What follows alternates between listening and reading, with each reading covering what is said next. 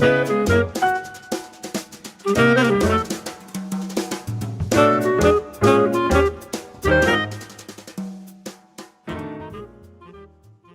and gentlemen, this is Joe Traina, and welcome to our 14th installment of Please Join Me. And I have with me today what I would call a living legend in jazz, and really honored to have him and grateful that he was able to make time for us. With me is Charles McPherson, and I'll give you a little background, but I'm hoping he'll speak about his growing up and his career and what he's doing now, especially. Charles McPherson was born in Joplin, Missouri, and he moved to Detroit at age 9. He studied with the renowned pianist Barry Harris, and he began playing professionally at 19.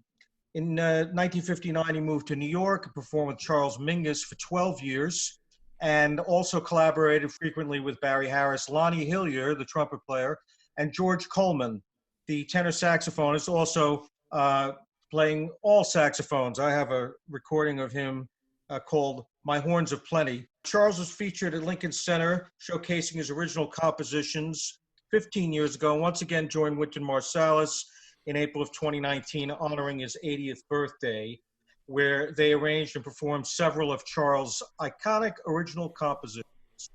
Charles has toured the US, really all over the world, and worked with such notables as Billy Eckstine, Lionel Hampton, Nat Adderley, Jay McShann, Phil Woods.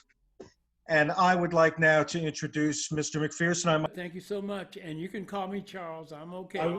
Okay, I will then. Thank you, Charles. So I've been doing my homework this morning. I listened to some of your music over the years.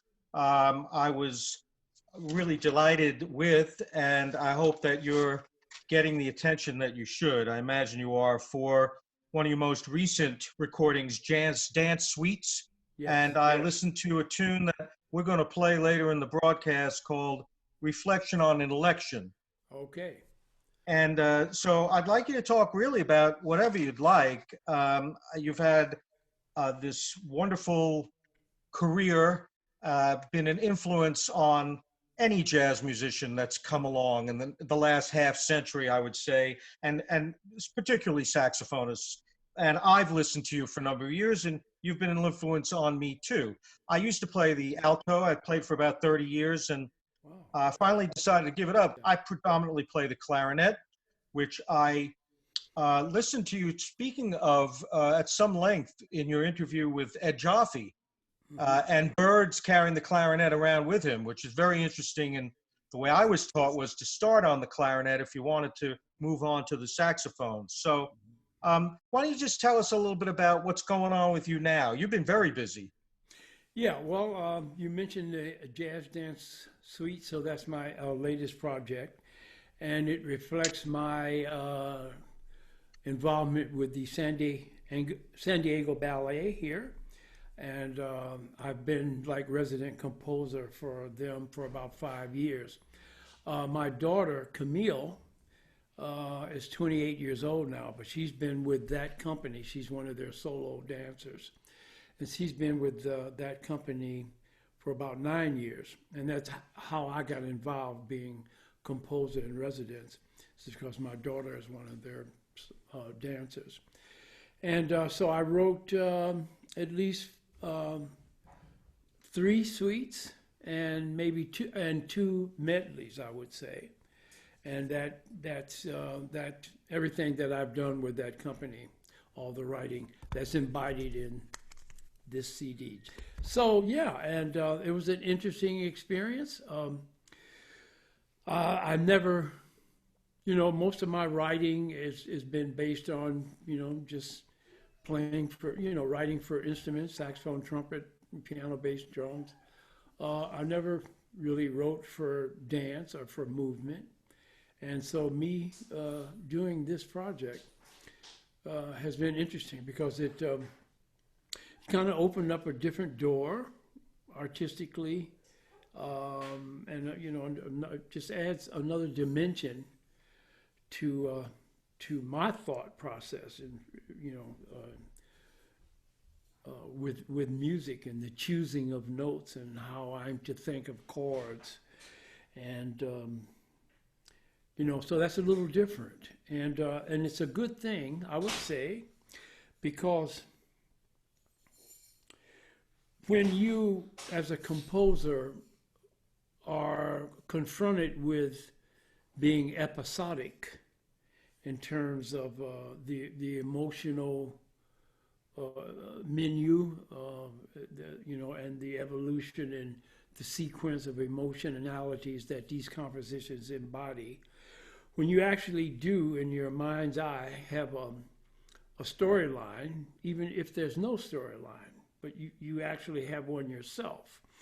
And sometimes it is a storyline. So I'm just saying the whole aspect of being episodic in an emotional way leads to a different way of thinking about music. And notes that I would choose at a moment in time are different now because of why I'm thinking this note instead of that note is to be chosen for the moment.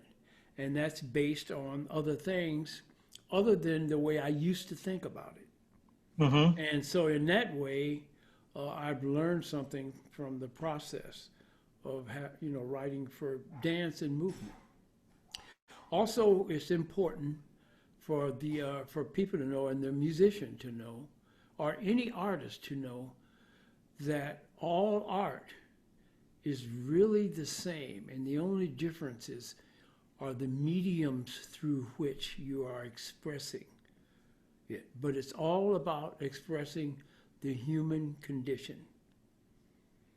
And that's what it's about. Whether it's painting, music, literature, it's the same. And a great musician named Charlie Parker said that in 1940, that art has no boundary lines. And that's very interesting that a person would say that at such a young age. And he knew that far back.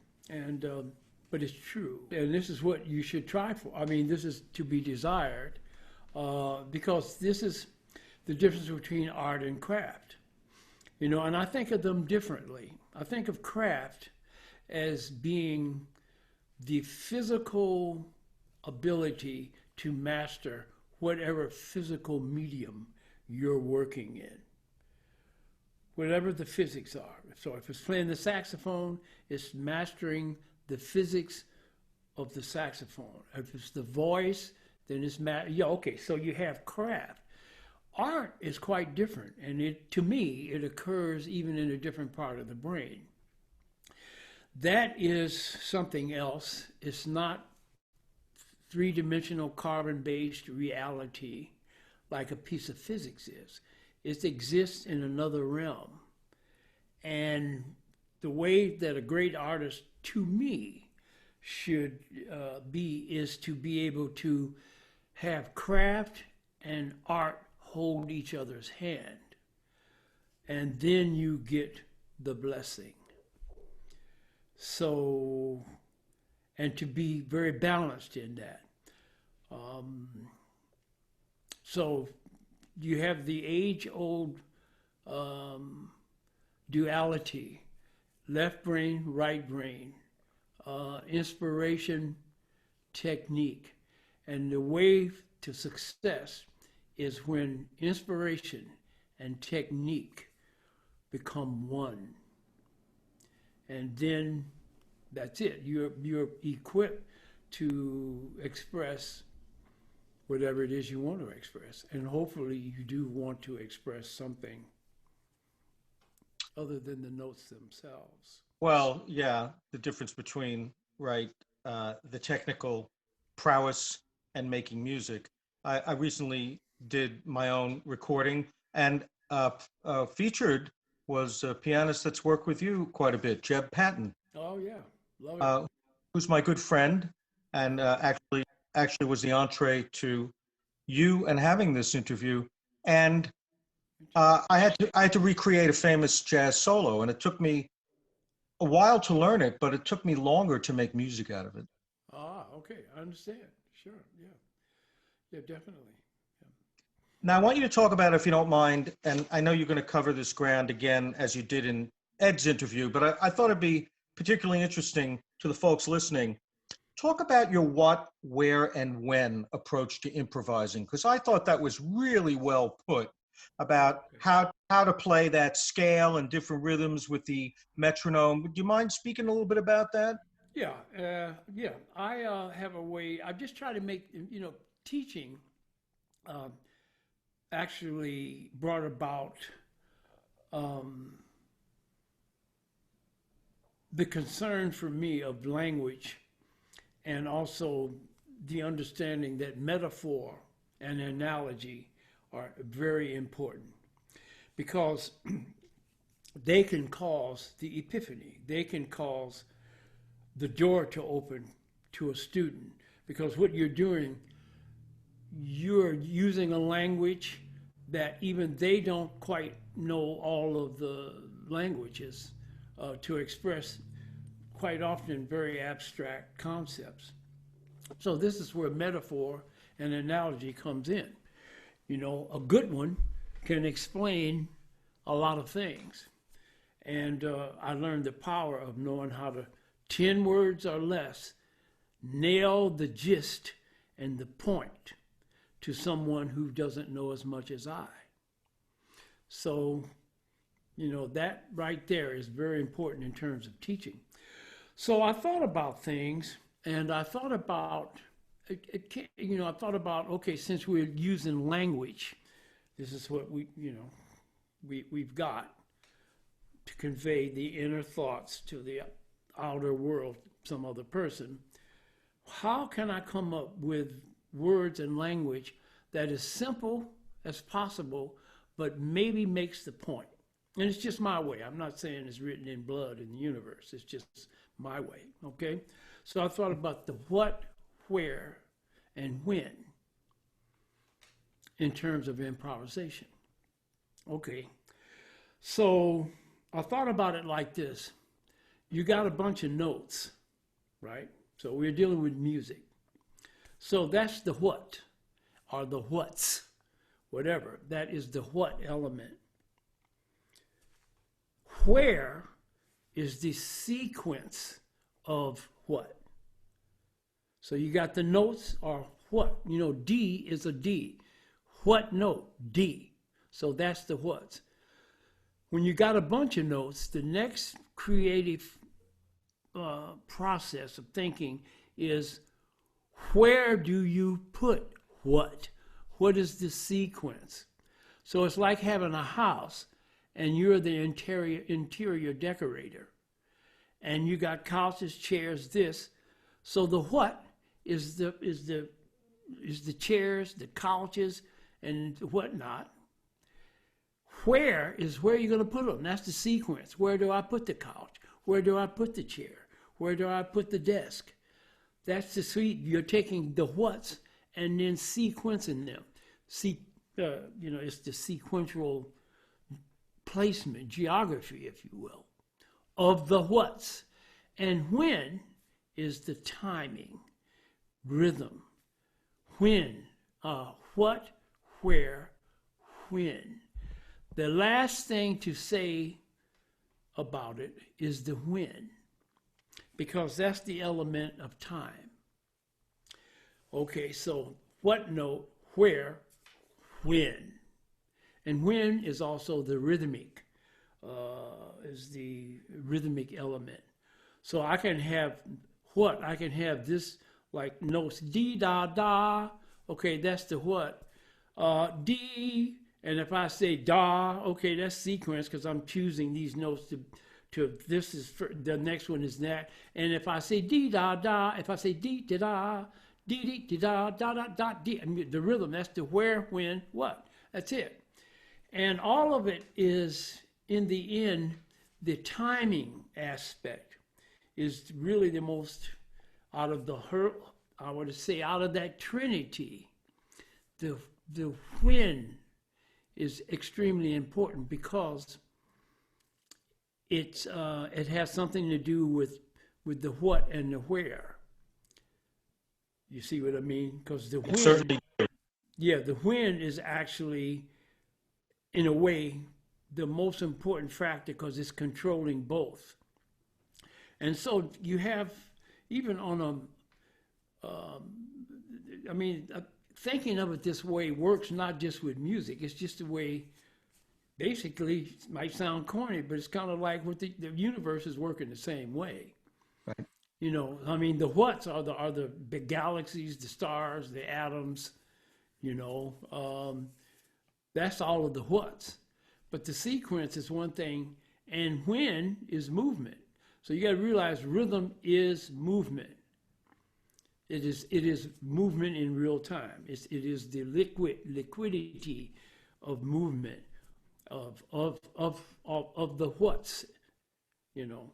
So everything is moving. The joint is jumping. Everything is moving, right? Right. Okay, Yeah. the atoms are moving. They're not standing still. They're shimmering.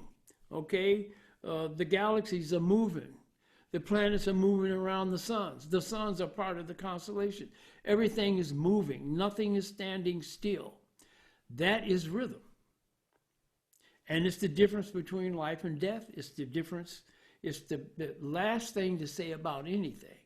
If you're walking across the street, you are the what?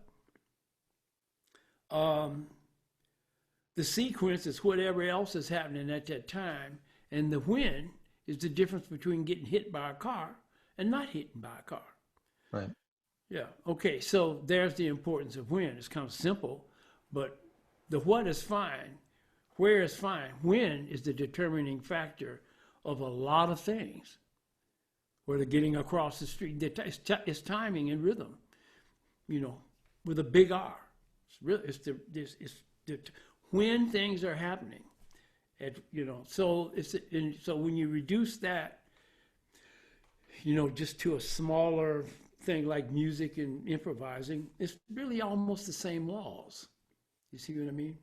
Yes, I do. Yeah, and there's a way you can get very deep about it. I mean, there's an old saying that says, "As it is above, so it is below." And it's like the qualities and the forces that are causing everything to happen. They're happening in the big scale, if you want, but it's also happening in the little stuff. You know what I mean? I do. Yeah, and so it's all connected. Now, it's not like I'm so smart. People like Pythagoras knew this a long time ago. The Egyptians knew it a long time ago, that music and frequency and vibration is the foundation of the physical universe. So it's not like I'm saying something different or new. People have been knowing that. People who have thought. People like Nikola Tesla know that. People like Da Vinci know that, been knowing it. So it's not because they're so smart. It's just because it's the truth. That's it. Well, you know, what's great about everything you're talking about is that a lot of people today don't think in terms of the universe, about the past. I'm a big fan of history. Me I too. find that sadly, a lot of folks, young people, maybe a little older people, they're not invested in finding out what came before. And I always say that what came before informs what's going on now and hopefully will affect our path and decision making toward the future. And I think that there's a lot lacking in society, you know, not to talk too much about what's going on right now, but it's kind of hard to avoid it, is that, you know, if folks were a little more aware, folks knew what has come, what transpired even thousands of years ago, might change their perspective on the world and cause them to act differently and maybe treat others differently as well. Mm-hmm. Oh yeah, for sure. And that's just one aspect of it. You know, there's so much. It's a very complicated. It's complicated because, first of all, one of the things you learn when you go back in history, and when I say go back, I don't mean 200 years Right. or 400 years. I mean 10,000 years, 4,000 years. Human beings were around. So when you start studying human beings that far back, then guess you end up what with Greece, Egypt, Mesopotamia, Yep. Sumeria, Sumar. You end up blah blah blah with these, with these civilizations. Now, when you study these people and you study this, the kind of minds that these people have, then you realize that these people way the hell back in knew what pi r square was. How's that possible? Okay, they knew what that was. They had an astronomy, at least astrology, which astronomy comes from that. They knew about the laws of vibration. They knew the sonic. They even knew about atoms and stuff. The Greeks had a word for it. The Indians had a word for it. That matter is made up of a bunch of little pieces. That's not new. These people. So where in the heck did these people, basically in the Fertile Crescent, in Egypt and in that area, all of a sudden, from out of nowhere, know everything about pi r squared, mathematics, this, that, build pyramids to this day that people don't understand how they did it or any of it. So the first thing you realize that those people, when you go way back, were a lot smarter than what you think they were. And so this kind of knowledge and being smart is not necessarily linear. It's not quite like that. So a lot of things were known 10,000 years ago by human beings. So that's the first thing you notice. But not to get away from the subject, the point is that back then, as far that there were humans who knew the power of vibration in music. They knew what now we know. You got scientists now that know about the superstring theory. I don't know how much you know about it, but basically it's just that all the matter in the universe, the smallest particles are really frequent, little strings, frequencies that get together and finally enough of them, collect, and then you got an atom, a quark, or you got all of this stuff. But it's all based on frequencies. Well, music is frequency, no kidding. A on the piano, middle A, is 440, which means it's 440 of these little cycles per second. D is just maybe 300 and something. So the phenomenon of music itself is just the different wavelengths of the notes. It's just frequency. So that's music. The whole universe is this is what people like Pythagoras and other people knew, like the music of the spheres, is that a great scientist said that the physical universe basically is frozen music. And that's exactly right, because everything has a note. I can take a glass and thump it with my finger, and it's going to be A flat, G, C, it's going to be something. So the joint is jumping. Yeah. I have to tie this in, if I may, a little bit more specific to the arts, because I've come from the theater, but I've always had music as an avocation and done a little film. And one of the reasons I started this podcast is because I wanted to call attention to artists of all different walks of life and also of all different concentrations. And one of the things that I think our society's failed us in a big way is that all of these great civilizations that you speak of, the Egyptians, the Greeks, the Romans, and on, arts were at the center of those civilizations, and they were revered, and they had an integral part of everything that was going on. And I really feel that in this country, the government, especially those who make the big decisions, have failed us, because we contribute and should contribute so much, and there should be recognition of that, and it should be an integral part of our society. And it's not because, as a colleague of mine recently said, well, they can make a little money on it, but they can't make a lot of money on it. So therefore, it's one point of view, that the society is not invested in music as it should be. Most of the governments around the world, to my knowledge, they subsidize the arts in ways that we don't.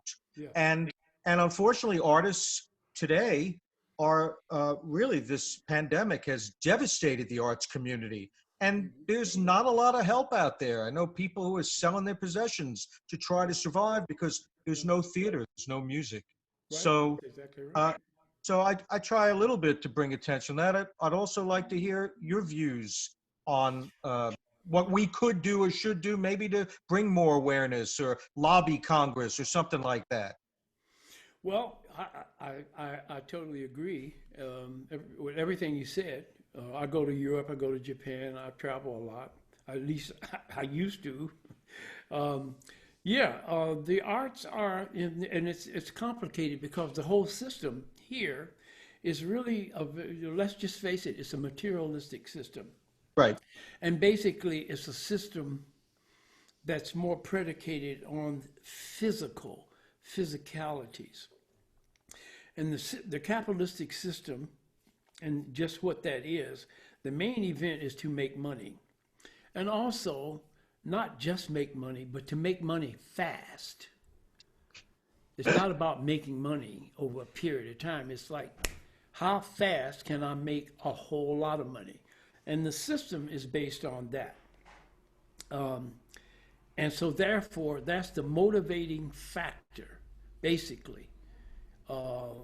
And now, the thing about that is, if you had balance, there's no reason why, say, a system of capitalism necessarily has to operate a certain way. There is a way to be more balanced. And see, this is one of the problems with society, with people, is the balance isn't there. Now, I'm sure Greece and Egypt had their system of commerce, trading, the whole way of whatever system. Here you have it. But like you said, you mentioned the ancient Greeks. They had all these things, but they did have a sense of balance. They knew that athleticism was great. So it's the whole thing. It's the whole being. It's to be here, be wonderful here. Right. He's pointing to his head, folks. Yeah. Okay. And to be, yeah. Sorry. To also know that art and all this stuff is this is to be, you're supposed to have that as well, and you're supposed to be physically wonderful. So it's the balance. It's the whole deal.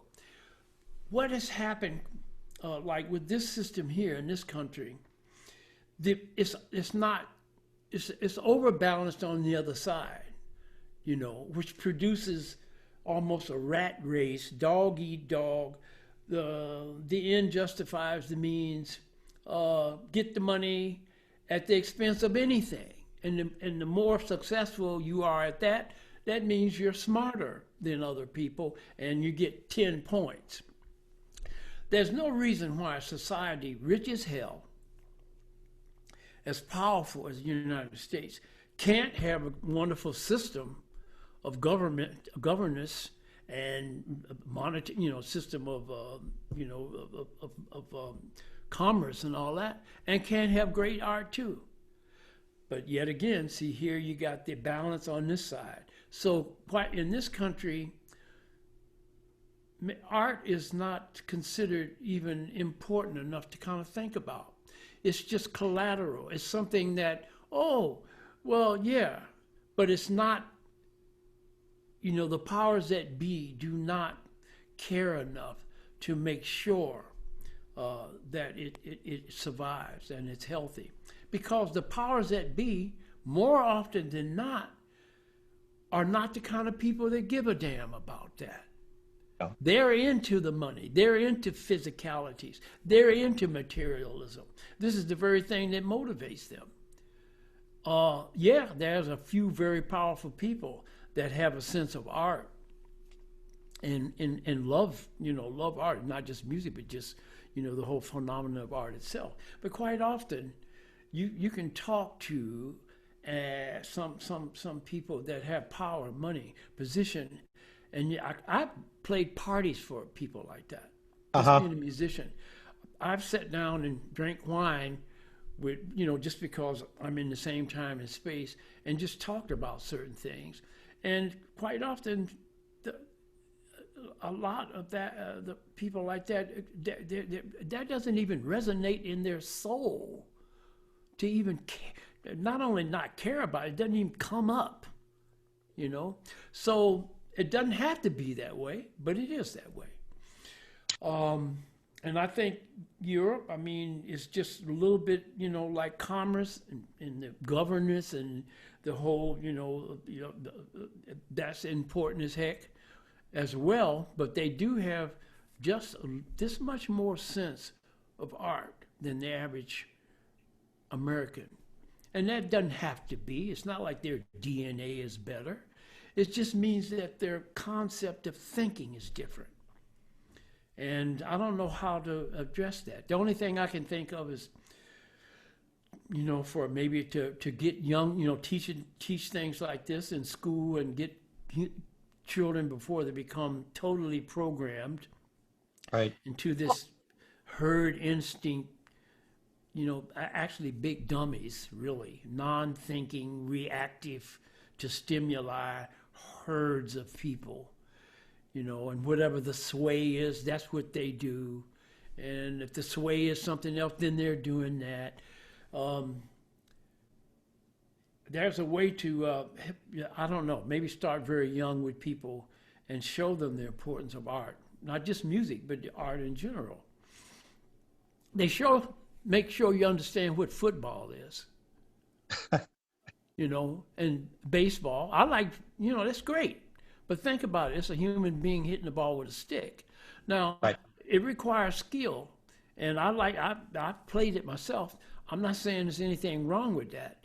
But there's more to it with consciousness than that. And I'm saying the society makes sure the schools have the football team. Right. And but the art and the band class and the choir and anything to do with art that's considered, we don't have a band, but we don't have any money, right? Okay, so there you go. That's decisions that are made, and I don't know what you're supposed to do with that, except maybe get to young people quick and propagandize them. And the other thing is this too. I've always thought that the role of an artist is not just to reflect the society at the moment, but to actually shape it or have something to do with the shaping of it. Why not? Well, it's not only right on the money, but pardon the pun, I might cut that out. It's not only about everything we're talking about. It's something that I've observed in the arts, you know, again, coming from the theater, things like Broadway shows 50, 60 years ago, they were relevant enough to shape how people thought about those situations. It wasn't all, and even when it was, dancing and singing and something coming out of, again, great composers who have influenced all of us, like, you know, Gershwin and Rogers and Berlin, all of that. But to say, well, you know, this is part of what we are as a society, and it's going to shape and it's going to speak to and influence where we're going. And one of the problems is that I think society doesn't find those things to be relevant as they did. They don't feel that it is something that has the power to shape or acknowledge that it should shape who we are. Let me say this. This is important too. You mentioned some of these great composers like Cole Porter, George Gershwin. Yep. Okay, Vernon Duke, you know, Harold Arlen, Duke Ellington, Billy Strayhorn. Yep.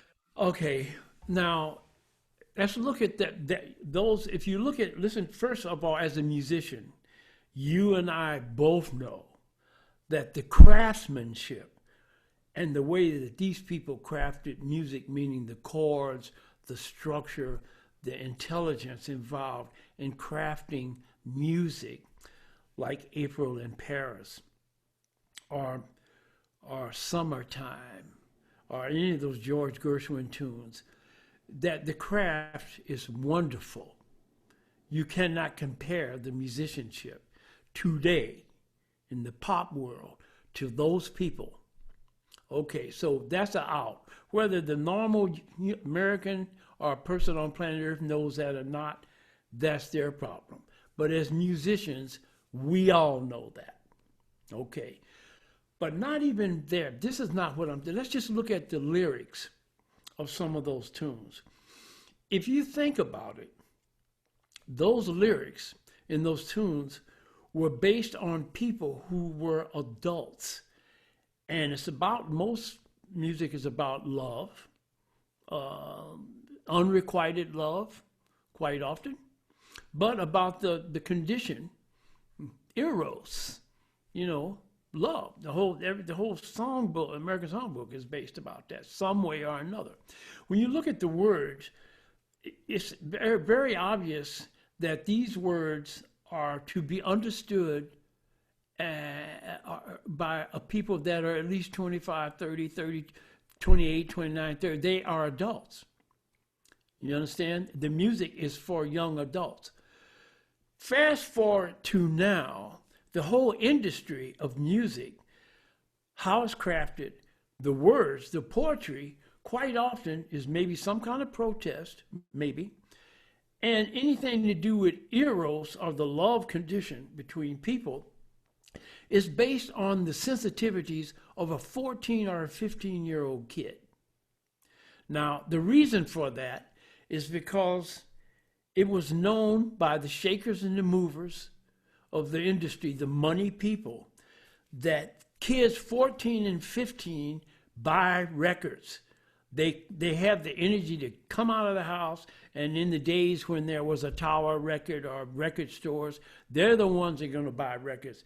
People a certain age stop buying records. They just don't, okay. So the minute that the shakers and the movers understood that the market is controlled by people 12, 13, 14 years old, this is where the money is, right? Okay, therefore, all of a sudden you got a whole slew of performers that are 15, 14. They got a whole audience of people that are 14 and then 15. God bless them, okay? And that's it. So no more songs written for people who are 25. It's written for somebody with the sensitivities and the experience of a 14 or 15-year-old kid. So therefore, when you read the lyrics, it's like lyrics of Dick, Jane, and Spot. See Spot run, look at Puff.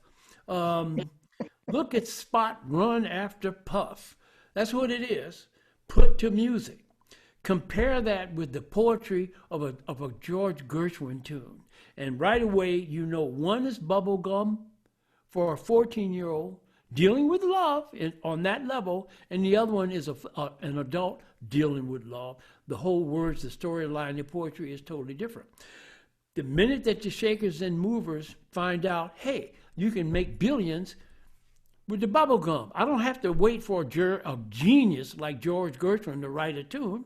I can have some little guy that doesn't know one note of music in the neighborhood to write a tune, and I'm a billionaire, and so he's a millionaire, and it's all good. Okay, then that's what has happened. So yet again, this is what I mean by some kind of way the concept of money overrules anything else. And because the imbalance is like that, you're not going to get great art on a pop level. There's always going to be great artists of some kind, but they're always going to be esoteric. They're always going to be alternative. They're always going to be 2% over here. But the big chunk of the things is basically going to be bubblegum. Yeah. And 14, 15-year-old level of consciousness, because that's where money is made.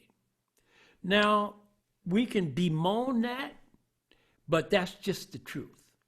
Right. Okay, so I don't know what to do about it.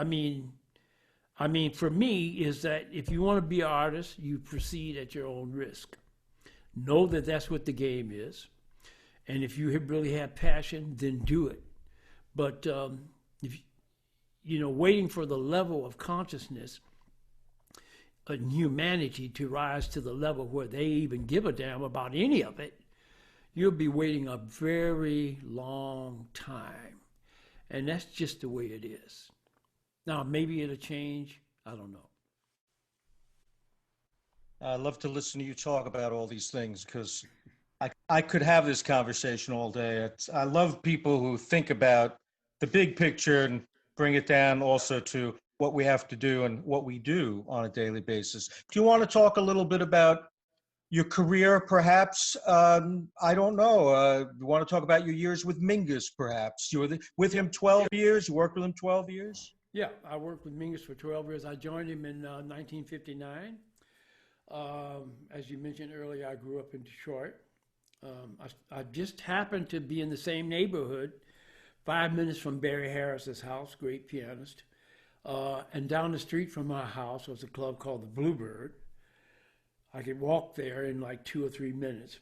And the house band at that time was Elvin Jones on drums, Barry Harris, the pianist, Thad Jones, trumpet, Pepper Adams, baritone sax, and sometimes people like Paul Chambers on bass.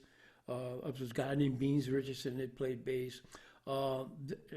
This was the house band, and right down the street from my house. And so when I discovered jazz, I did discover Charlie, some little hipster in my class that was maybe a year older than I, in my school, turned me on to Charlie Parker. I had no idea who Charlie Parker was. I didn't know how he looked. And I finally got a chance to listen to a record on the jukebox, and it was Bird. And it was Tico Tico, I remember the record. And immediately, I'm like 14 years old. Immediately, I realized, that's it. I got to learn how to play like this. And what you're supposed to do as a performer yourself is just have your own notes. But this is how you're supposed to play these long musical sentences that connect up seamlessly to each other. This is the kind of flawless technique you're supposed to have. So I knew that at 14. And when I found out that this club down the street called the Bluebird featured that genre of jazz music, I'm in heaven. And then I start going down there and just standing outside and listening to the music, especially the summertime. And that's how I met Barry and people like that, because they would come out to get, to just take a break and get fresh air in the summer. And Barry lived in my neighborhood, and I started going over to his house.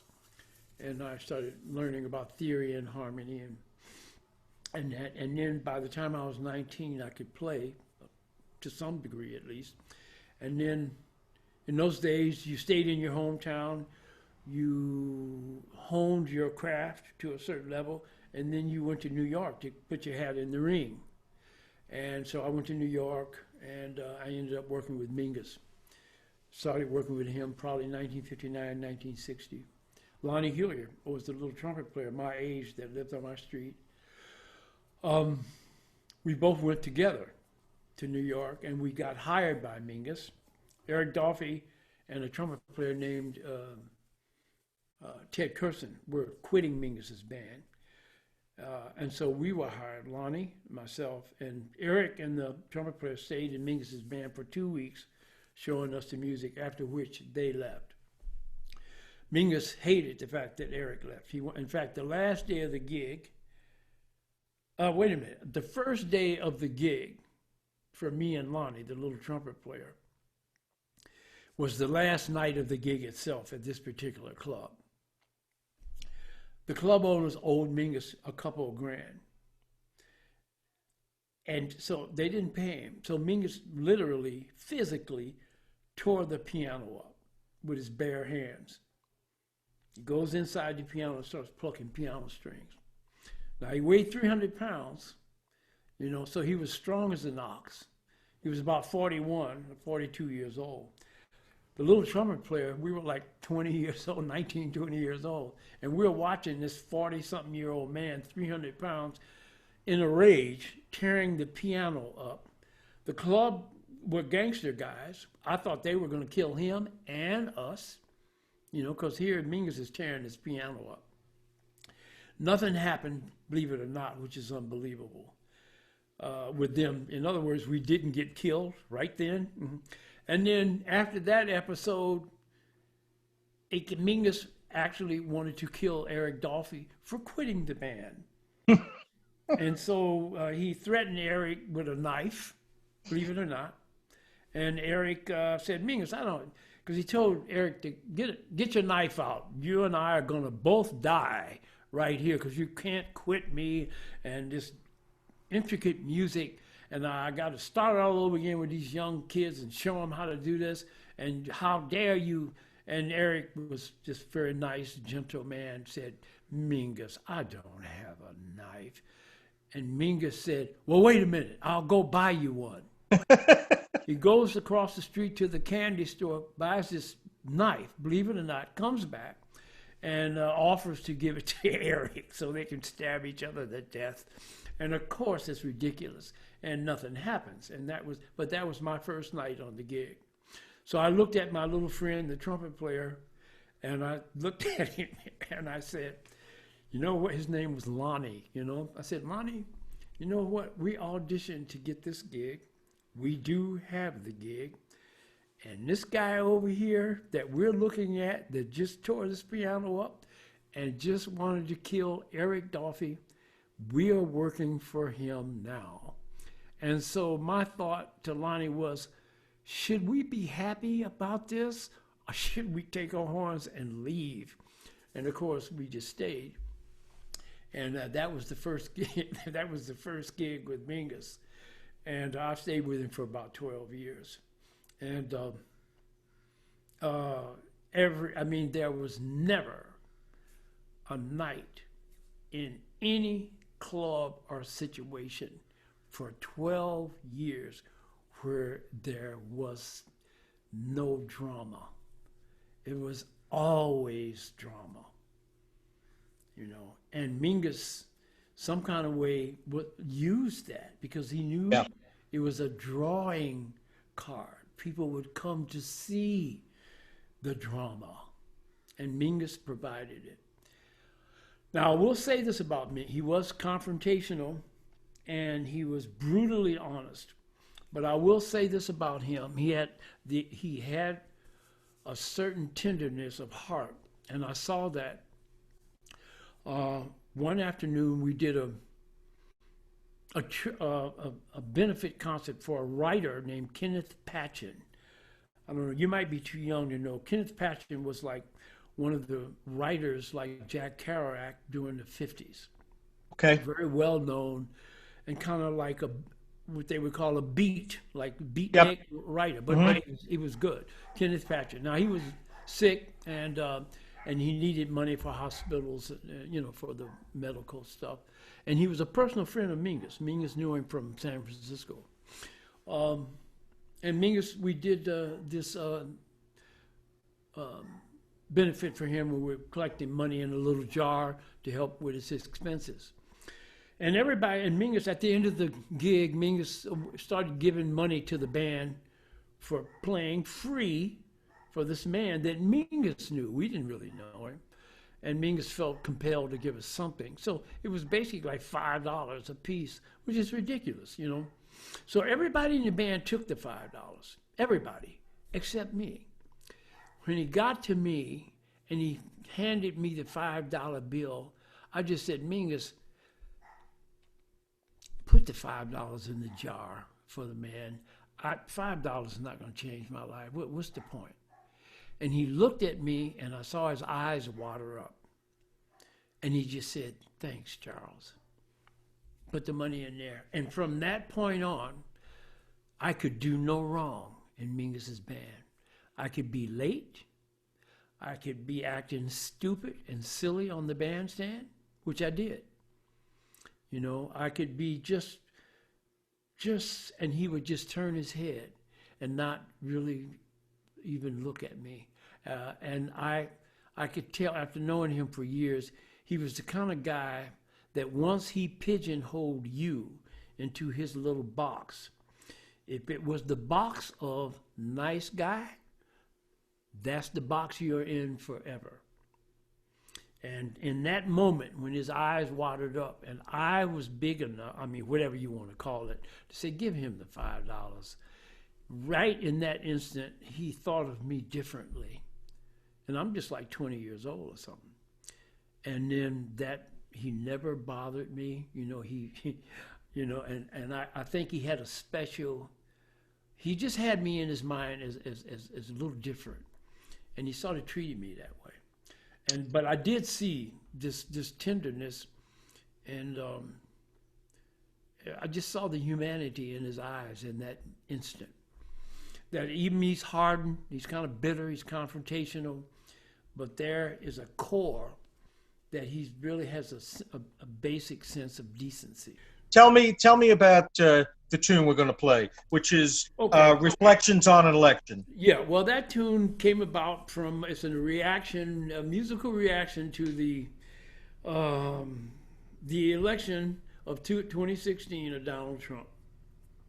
And of course, like many people, I'm watching all the election results come in, and everybody thinks that, Hillary is going to win this election. And as we look, and we're looking at these states one by one, and these electoral votes coming in, and before our very eyes, meaning a lot of people, it becomes evident that this man is going to be the president. And sure enough, he was. Now, after that, the next day, it was just, for me at least, it was disbelief and actually kind of sorrowful. And because I'm roughly Donald Trump's age, I'm a couple years older.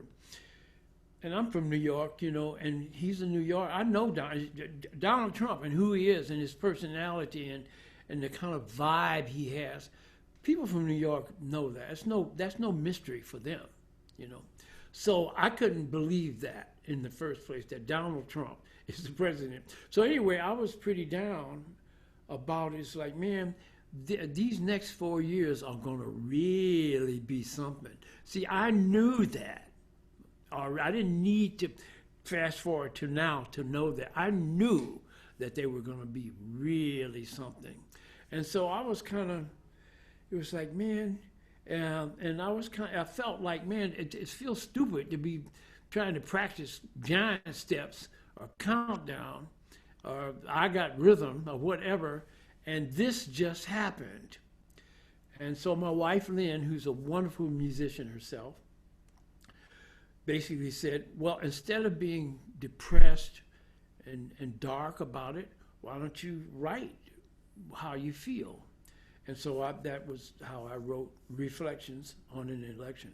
So the tune emotionally is indeed dark, and it's foreboding. And I wanted to, that's the emotionality I wanted to evoke in that composition. Now that's part of a suite.